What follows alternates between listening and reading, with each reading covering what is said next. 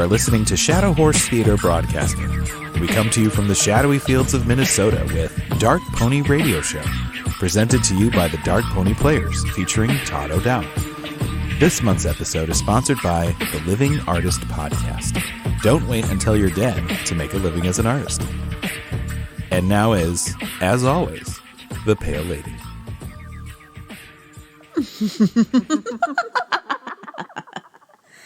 Good evening, my adventurous monsters. We have an evening planned for you. Joining us tonight is the Dark Gentleman. Thank you, my love. Tonight's story is one of exploration, determination, and methodical madness. There are few places left unexplored on this planet, but there are still plenty of shrouded places that exist. The 30s was a period on the verge of war, poverty at its height, and yet exploration of what the future may hold for humankind. Joy of the unknown and cosmic horror. My little nymphs, let us travel to the mystery of Antarctica.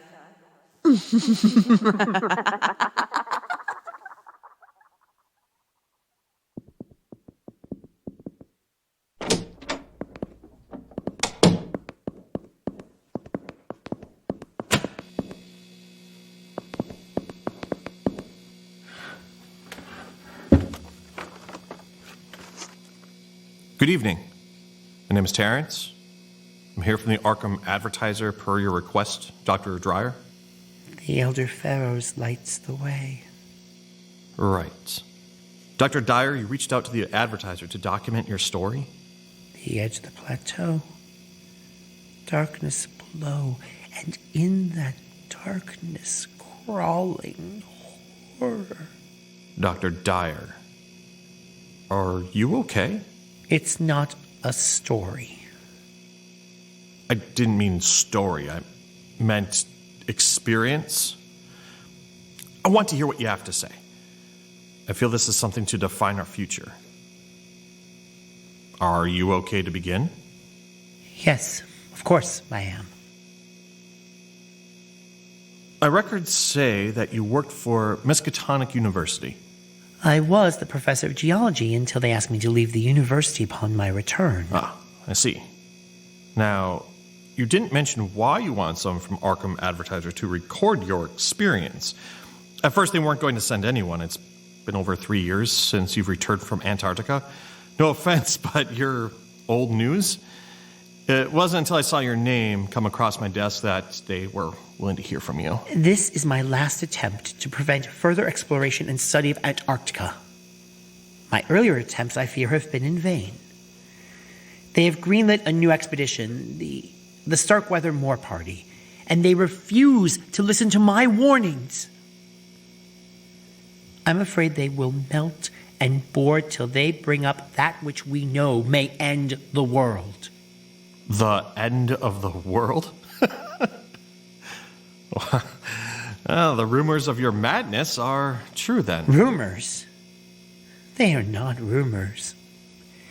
What was reported and sent back is but a small portion of what actually happened. Are you saying you misreported your findings? Only to the general public. I have no choice but to reveal the truth now. Very well. Let's start from the beginning. Tell me, who was part of the expedition? You must understand, this was not a small undertaking. There may have been only 4 of us from the university leading the way, but we had backing from outside sources as well. Pabodie joined our expedition because of her expertise and new drilling technologies that she herself created for ease of digging through the ice tundra with accuracy and speed. This would allow us to hit our deadlines. Professor Lake came to us from the biology department of Miskatonic. An eccentric human, to say the least, but probably the most excitable out of the group. Atwood was our physics expert, not to mention that they were also a meteorologist. Beyond them, the expedition consisted of 7 grad students, 9 skilled mechanics. We traveled with 2 ex-whaler ships called the Arkham and Miskatonic. We also had several sledges, dogs, machines, camp materials, and parts for assembling 5 planes. We were more than prepared for the conditions of the expedition. Really wasn't a small operation. The university didn't hold back. I should also make mention of Danforth, who was with me on the expedition. Danforth. I wanted to meet with him as well.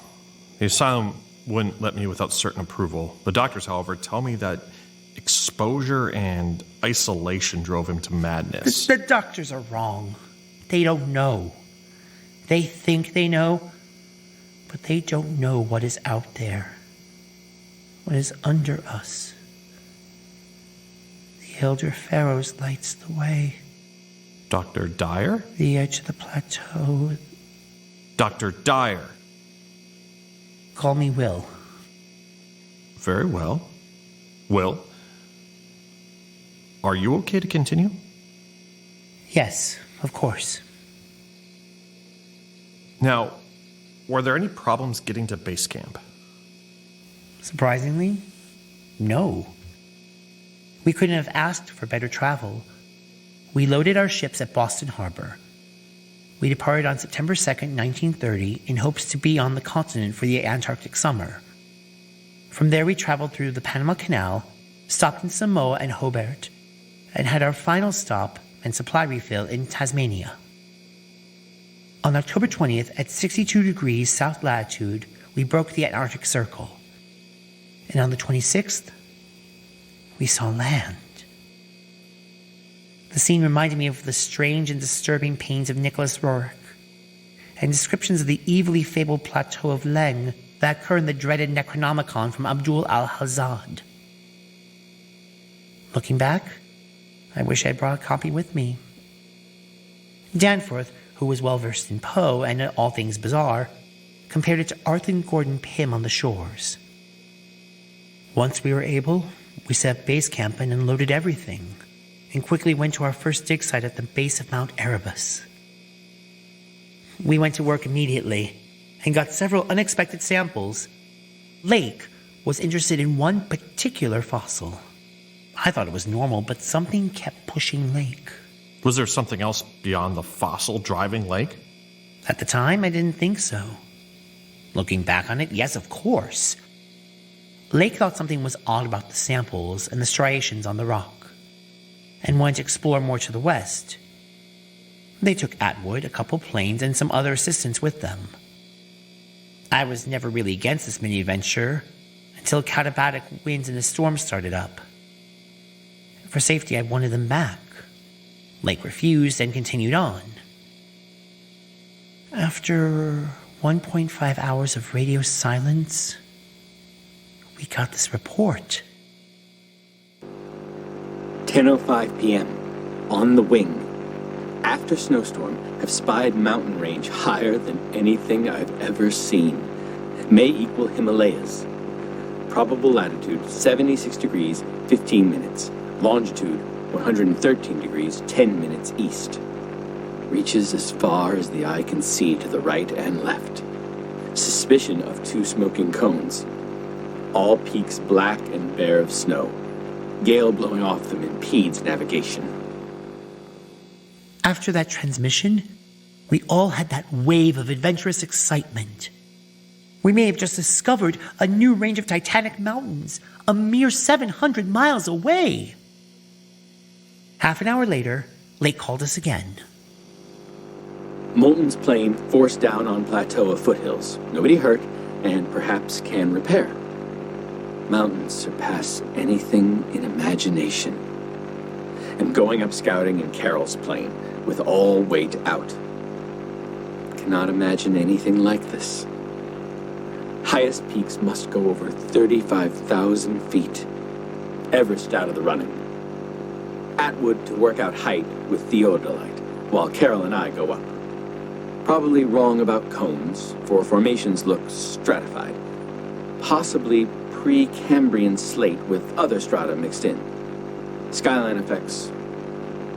Whole thing marvelous in red gold light of low sun, like land of mystery in a dream or gateway to forbidden world of untold wonder.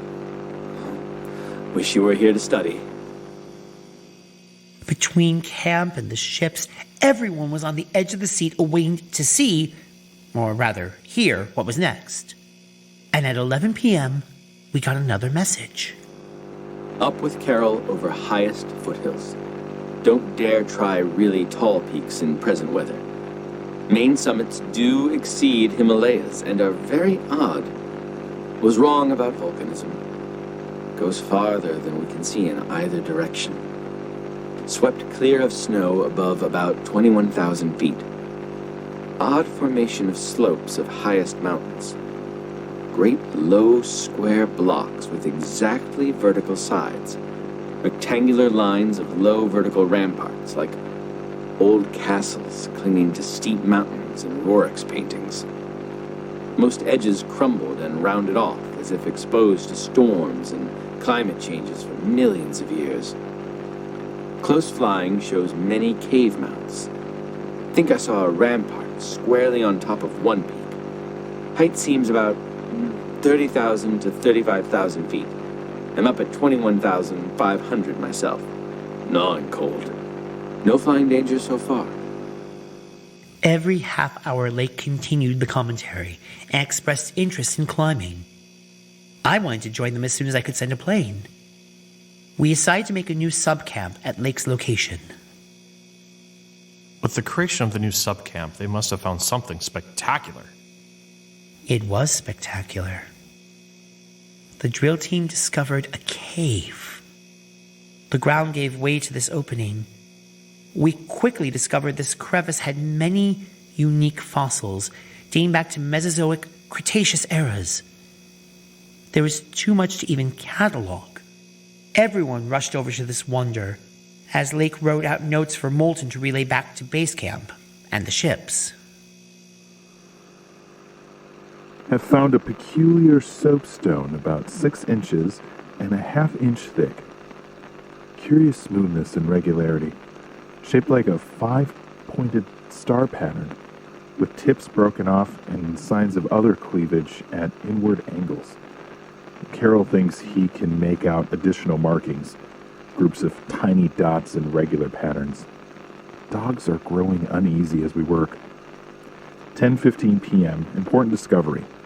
Monstrous barrel-shaped fossil of wholly unknown nature. Tissue evidently preserved by the mineral salts. Tough as leather. This reminds one of certain monsters, the fabled elder things, in the Necronomicon. Must dissect when we get back to camp. Looking for more specimens. Having trouble with the dogs. They can't endure the new find. We'll keep them at a safe distance. 11:30 p.m. Attention. Matter of highest importance. Arkham must relay to Kingsport Head Station at once. Strange barrel creature is the arcane thing that left prints in rocks. Discovered a cluster of 13 more at Underground Point. Of organic specimens, 8 apparently perfect with all appendages. Have brought all to the surface. Objects are 8 feet long, 6 foot, ridged barrel torso, dark gray, flexible, and infinitely tough. 7 foot membranous wings of same color folded. Spread wings have serrated edge. Around the equator of the barrel, stave-like ridges of 5 systems of gray flexible arms or tentacles, folded to torso, but expansible to over 3 feet. Like arms of primitive crinoid. Single stalks branch off into 5 substalks, each of which branches into small tendrils, give each stalk 25 tentacles. At the top of torso, starfish-shaped head, covered with 3-inch wiry cilia of various prismatic colors. At the bottom of the torso, more starfish-shaped projections, as well as 4-foot arms with paddles undoubtedly used for motion of some sort. Students keep comparing to elder things and referencing folklore of Cthulhu cult, etc. I must dissect one of these before I get some rest. Wish I had a real laboratory here. I made sure the transmissions were sent to the Arkham. I needed to get out to Lake's camp as soon as possible, but Lake told us to hold due to katabatic winds that would have made our travel to them dangerous. Lake had reported that they were able to retrieve 8 intact specimens and get them to camp. They got the dogs into a safe corral away from the specimens and left all but one of them spread out on the hard snow. I understand dissection is always a meticulous event in the best of conditions. Was Lake able to achieve or gather any more information? Lake had a hard time cutting into any specimen without damaging it further. He decided to keep it in the heated tent, which allowed some thawing to begin. With this thaw was a pungent, offensive odor and blood that was a thick, dark green fluid. The dogs had gotten worse, started savagely barking and restless. Eventually, Lake got through the initial dissection, but it was just as confusing as it was insightful. How so? Externally, this creature looked animal in all features. Internally, it was more puzzling and seemed more vegetable in structure. It carried elements of spore reproduction as well as vocal organs. It was this hybrid creature that seemed marine in origin, but had wings to assume it was aerial. Altogether, little could be said, and Lake fell back on mythology for a provisional name, dubbing his finds the Elder Ones. The Dweller in Darkness, that brother of the Old Ones called Nagotha, a thing that should not be. That is not dead which can eternal lie, and with strange eons die. I know my Necronomicon as well, Dr. Dyer. Well, I said, call me Will. Will, please, go on. The next day, we spent several hours trying to get Lake on the radio to see how things were going and to get an update. Finally that evening, Danforth and myself, as well as several others, got the 5th plane and set out to Lake's camp to see what was happening. We were about to witness a world of lurking horrors, which I can never unsee. Will, if you need to stop at any time, please feel free to take a break, or we can continue at a different time. Thank you, Terrence, but there is no more time. I need to push through. Very well. Go on. We approached the mountains. At first, I was in awe of their majesty. But as I looked at them more and more, it was as if these nightmare spires marked the frightful gateway into forbidden dreams and almost ultra-dimensionality. They felt like evil things. Although there were natural true formations on these spires, I kept getting this wave of uneasiness. As I looked beyond the spires, what I can assume is a mirage formed of a stone city. Mirage? Mirages were nothing new to any of us, as we each had witnessed several being on the frozen plateau. Just as quickly as I saw this stone city, it melted away, and I was left looking into those mountains of madness. With that, we began our descent back to Earth. If I recall, this was the final transmission from the expedition, before we heard you were returning home. Yes, we told of missing people, that the katabatic winds killed everyone at camp in the nighttime. I would still tell this story if I was not trying to dissuade a new expedition. The wind did bring havoc to the campsite, and if it weren't the other thing, they may still have died. The storm seemed to have destroyed some of the structures being built, washed away any trace of footprints, and all the arcane subjects were gone. The dogs, too, were dead. Just so I'm clear on my note-taking, as we move forward, it's all information you have not shared prior. You are correct. The world knows nothing of what I'm about to tell you. I wish I could keep it that way. Let us continue on about Lake's camp. The greater destruction was on the side of the camp structure, which looked as if a beast leaped through or broke out. All 3 sledges were gone. Lake's team had buried 6 imperfect monstrosities upright in 9-foot snow graves under star mounds, punched with groupings of dot patterns exactly like the ones we found earlier. the 8 perfect specimens were nowhere to be found. Gedney was missing, as well as 1 dog. I used madness to explain what happened to the bodies. It seemed the easiest way to justify what was done to the party and the dogs. They were all torn and mangled in fiendish, inexplicable ways. Death seemed to come from strangulation or laceration. It seemed to have started with the dogs. They had seemed to break through their corral. The bodies were incised and subtracted from in the most inhumane ways.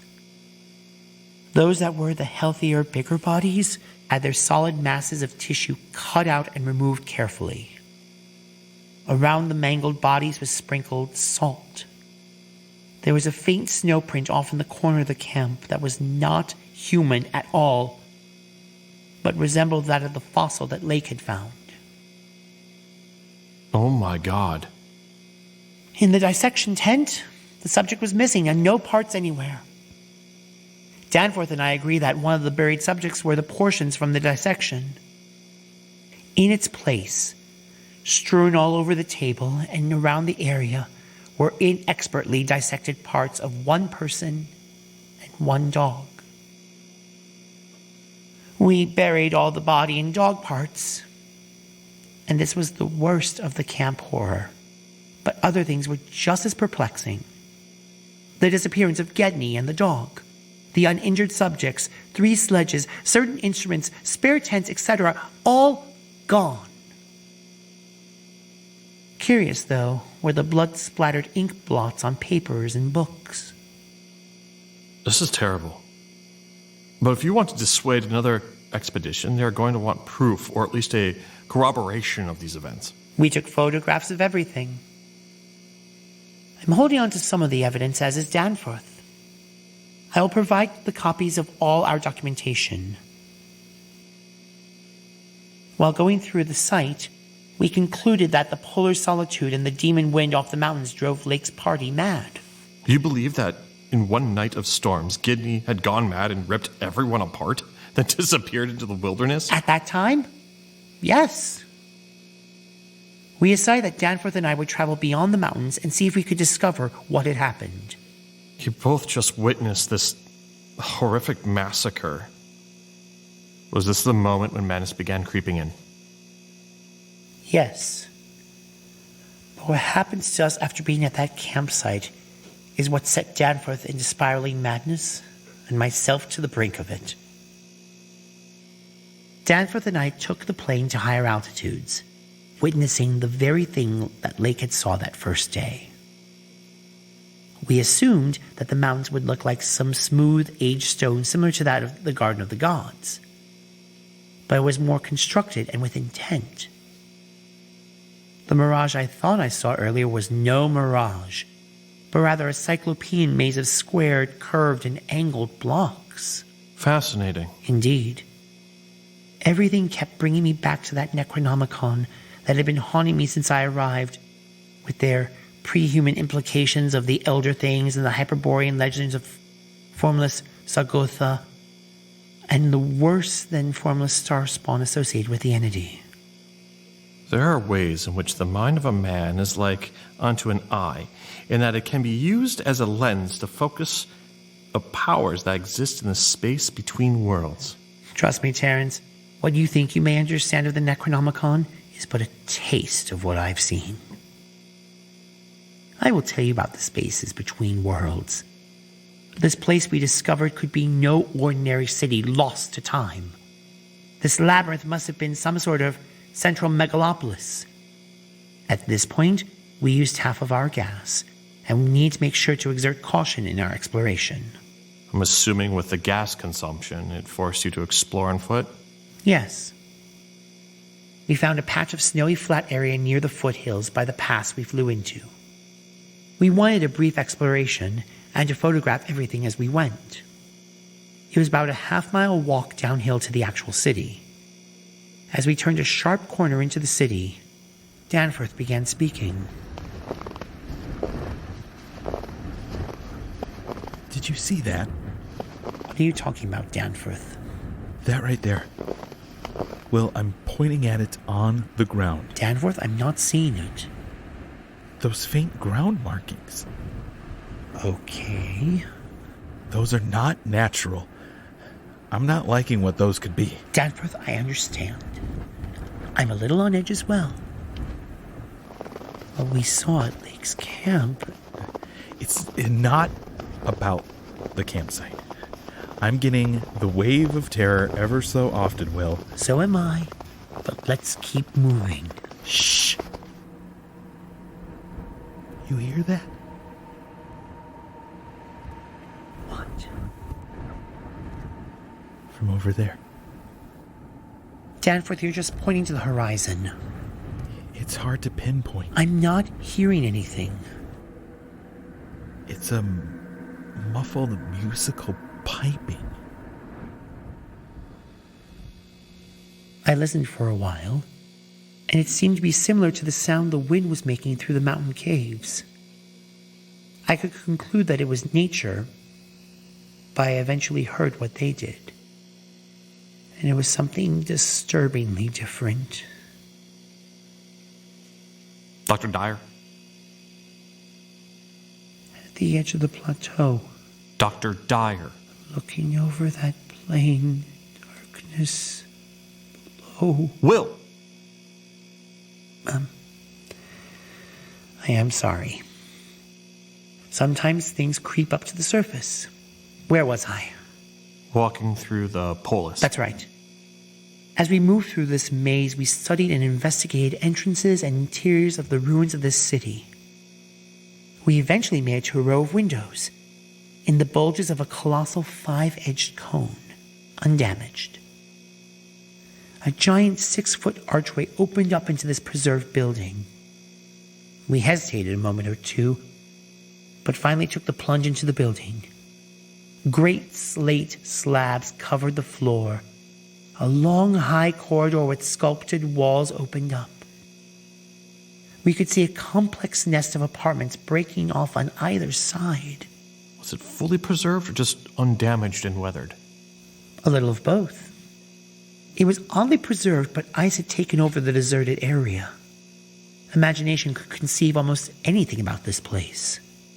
That which is below corresponds to that which is above. And that which is above corresponds to that which is below, to accomplish the miracles of the one thing. You know your emerald tablets. Good. Then you will understand the photographs of the mural carvings that help give truth to the horrible drama and revelations to come. We continued walking through this honeycomb labyrinth, leaving torn pieces of paper in our wake to allow us a quick and easy return. I'm very curious about these carvings. Unlike any art you would ever find in a museum. They were these odd, smooth cartouches with oddly patterned groups of dots. The pictorials themselves seemed to use mathematical and geometrical shapes and patterns. Everything was revolving around a central number of 5. These, plus the sculptures, were so informative to us, all of which dwarfs our modern understanding of the world. As you talk more, it feels like we should send another party to excavate the city. It would be tragic if more agree with that statement and be allured to that realm of death and horror. Is that not the risk we take for growth? Risk? What I lost? What Danforth lost? What the entirety of Lake's camp lost? Is not worth the knowledge found there. No, the price is too high. It's unfortunate what you experienced, but now that we know, why not return? You don't know what it's like. That crawling horror. That stifling terror that haunts your every moment. That smell of death. There's more to what happened. And when I'm done, you'll understand. Very well. Let's continue. I will keep an open mind. We ventured farther. As the world around us got darker and darker, we needed our electric torches. I want to know that this sheer, absolute darkness and lethal desolation were enough to overwhelm almost any sensitive person, excluding the horror that we witnessed at the camp. There was one mural that we approached in the darkness. No ambiguity. It was straightforward and gave an explanation that Danforth and I always knew. This place, everything we were seeing, was created by them. The old ones. Yes. The lore is true. The nameless city exists. Yes. Didn't the Necronomicon talk about the city being on a plateau of Lang? Yes. This is groundbreaking. It is maddening. Please, Will, I need to know more. Danforth and I continued on into the darkness, mapping all the murals we can find to hopefully tell the full mythological story. I believe this is when Danforth and I started showing signs of growing madness. No. It can't be. Danforth, I know this is a lot of information to take in, but we must continue. Will, I know. It's just this darkness all around. What happened to Lake and now all the nightmarish folklore that I thought was just folklore is probably true. We will continue on a little longer and then start our ascent back. Is this not bothering you? I don't know what to think yet. I'm trying to just focus on the information gathering, and once we are back on the Arkham, I can process everything else. I'm trying to stay sane. Me too. Information gather. I can do this. I can focus on it. One step at a time. I am here with you. And rightfully so, Danforth was to be shaken up. I've written down the entire mural story of the rise of the Old Ones, their evolution, their war with Cthulhu, and their connection to the Shoggoths. I reported on a supposed witch house where it was rumored Shoggoths had an influence and were described as multicellular protoplasmic masses capable of molding their tissues into all sorts of temporary organs. And they communicated through a mimicking of the Old One's speech, which sounds like musical piping. I was unaware of that. I'm anxious to see your material, but for now, please, go on. The sculptures continued, telling stories of the origin of the Old Ones and what had happened to them and where they may be now. This is when we decided, Danforth and I, to keep silent about the order of things. Any reason why? We decided to change our expedition reasons, find proof the Old Ones are still around. So we made a choice to go find the Abyss. According to the mural maps, the closest entry was about 1/4 of a mile away. Danforth, this must be the entrance. Look at the sculptures. Ritual-like.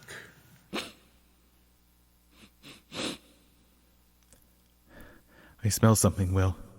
Go on. The smell is subtle. Do you smell it? I'm starting to. It's familiar. It's the same smell from the grave we opened up at Lake's camp. The specimen Lake dissected. I think I'm gonna vomit.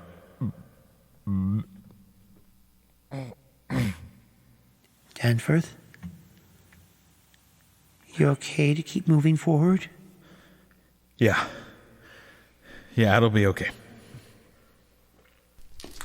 Look at those menacing sculptures.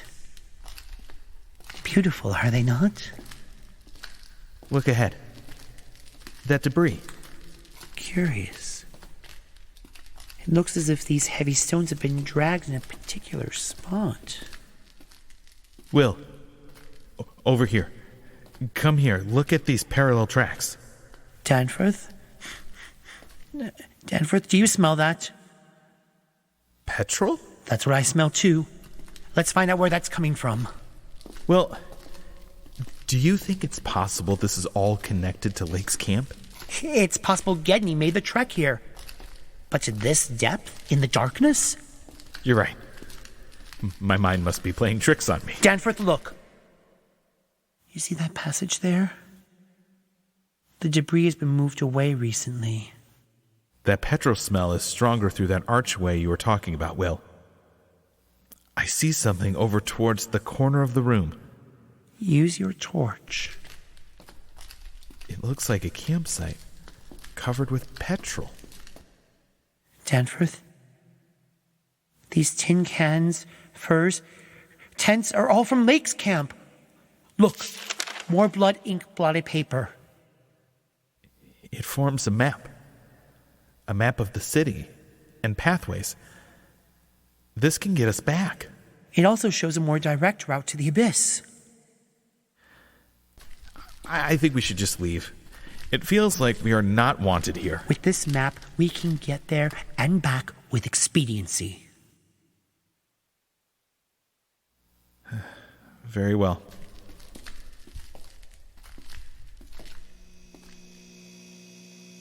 We took that map with us and continued this new path. As we got farther away, the gasoline smell disappeared. But the nauseating smell from earlier took its place. We were on our way to this new seleniac tower that was on the map. As we ascended, more daylight peeked through. As we approached the tower interior, the walls grew to immense proportions, cosmic sculptures littering all the walls. You found a lot of missing items from Lake's camp, but no Gidney. It seems like you were too far away for someone to survive that distance in the middle of a storm at night. At the time, we agreed with you. Until we saw the 3 missing sledges behind some debris. Which by itself is not as big a surprise. But when we pulled back the wrappings, on one of the sledges, there were the bodies of Gedney and the missing dog. We stood there bewildered. They did die to exposure. Interesting. They made it that far, but why? We don't know. Do you believe that Gidney caused deaths and destruction at Lake's camp? Yes, but I think there's more than just Gedney that caused that. Go on. Now moving toward the abyss and continuing down the path, a corridor of no sculptures, debris, or murals, just an empty hallway. It eventually opened up into a perfectly inverted hemisphere. We reached the opening to the great abyss.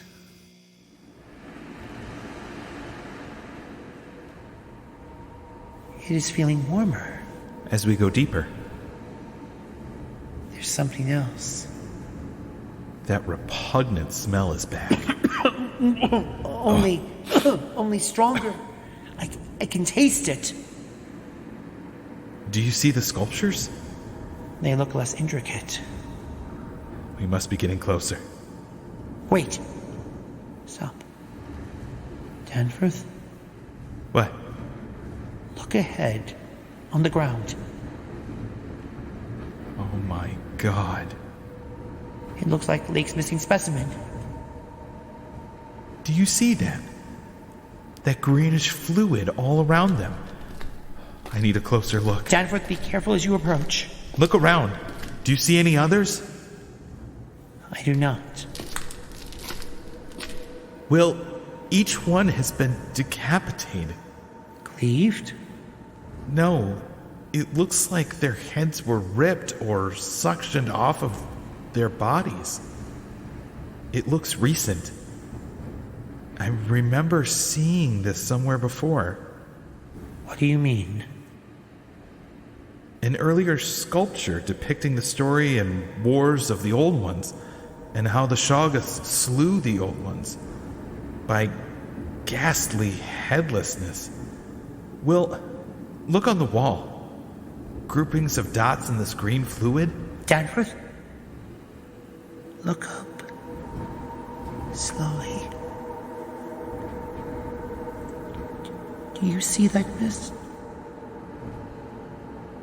Will, I do. No! Danforth, run!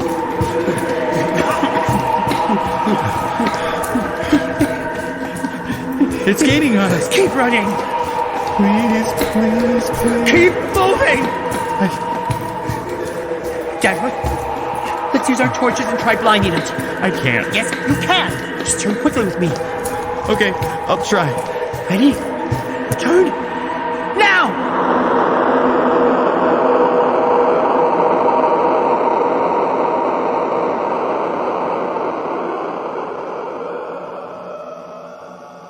The flash from the torches may have saved our lives, but we paid a high price. As we flashed the mist, that piping crippled our consciousness. To this day, I still don't know how we managed to get out of there. Danforth was totally unstrung. And the first thing I remember of the rest of the journey was hearing them lightheadedly chanting. South Station under. Washington under. Park Street under. Kendall. Central. Harvard. They kept chanting the familiar stations of the Boston-Cambridge Tunnel. Did you see what was in the mist? The thing that should not be. What of Danforth? Danforth was shaken as we got to the plane. And as we rose in the air, madness took over. There was something they saw from the plane. I do not know what it was, but Danforth claims that they were shown a single fantastic, demonic glimpse of what lay in those mountains of madness, which the old ones had shunned and feared. Occasionally they will whisper disjointed and irresponsible things. The black pit. The cavern rim. The proto-shoggoths. The windowless solids with 5 dimensions. The nameless cylinder. The elder pharaohs. Yog-Sholoth. The primal white jelly. The color out of space. The wings, the eyes in the darkness. The moonlander, the original, the eternal, the undying. What a fantastical adventure. Horrifying. Right. That is what I meant. Horrifying. Well, Dr. Dyer, is there anything else you would like for me to make note of? Will. My name is Will. I'm sorry, Will. Is there anything else you want to add? Like what? Is that not enough? Do you not understand? If what is in the nameless city comes to the surface, madness will take us over. There are worse things in the world. But I'm not here to argue with you. Will, I will get this all typed up and sent off to my editor as soon as I am able. Thank you. Please make sure this gets published before the Starkweather-Moore party leaves for expedition.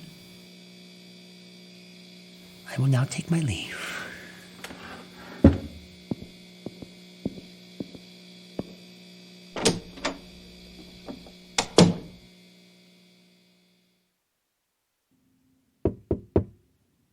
Please, come in. Perfect timing. Dr. Starkweather, please have a seat. We received the funding, and the Miskatonic is ready to set sail to Antarctica once more. Now, Mr. Moore, is it what we thought? Yes, they do exist. And not just them, the nameless city. He found the Plateau of Lang. Good. We leave immediately. The package Will is handing over includes detailed maps. We can get to the abyss with ease and set up the perfect base camp. Excellent. Is there something else, Mr. Moore? Dr. Starkweather, I would be amiss if I didn't give a word of warning. Danforth did go mad, and several people did die. Madness is simply understanding the true reality. The Shoggoth return is necessarily well overdue. What of the cult of Cthulhu? Those uneducated idiots are on the verge of resurrection.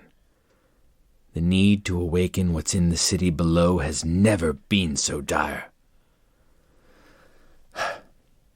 Please secure Danforth aboard the ship. Once Will hands over the materials, we shall take our leave to these mountains of madness.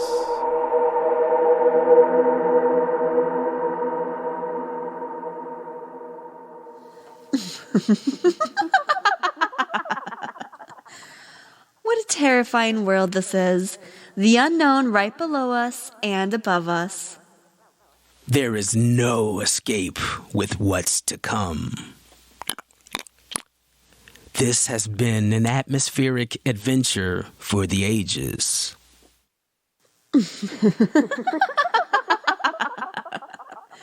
It's that time of the night where we must take our leave of you and venture out to those shrouded corners.